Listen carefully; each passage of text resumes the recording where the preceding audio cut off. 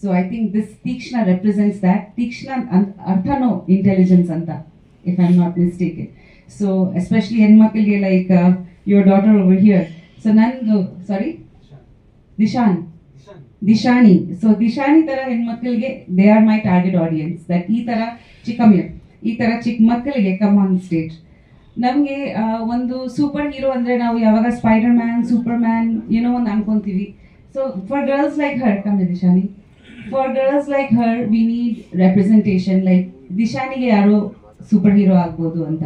So these kind of ಚಿಲ್ಡ್ರನ್ಗೆ movies ಆಗಬೇಕು ಅಂತ ನನಗೆ ತುಂಬ ಆಸೆ ಇದೆ.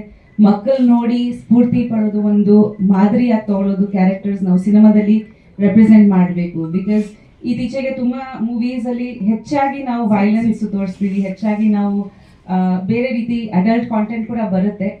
ಸೊ ನನ್ನ ಅನಿಸಿಕೆ ದಟ್ ಈ ಥರ ಮಕ್ಕಳಿಗೆ ಕೂಡ ಮೂವೀಸ್ ಬರಬೇಕು. ಅವ್ರು ಒಂದು ಅಪ್ಪ ಅಮ್ಮ ಜೊತೆ ಹೋಗಿ ಒಂದು ಮೂವಿ ನೋಡ್ಬೇಕಂತ, ನಾವು ಒಂದು ಇಡೀ ಫ್ಯಾಮಿಲಿ ಹೋಗಿ ಒಂದು ಮೂವಿ ನೋಡ್ಬೇಕು, ಖುಷಿ ಪಟ್ಟು ಬರಬೇಕು ಅಂತ ಒಂದು ಇರಬೇಕು.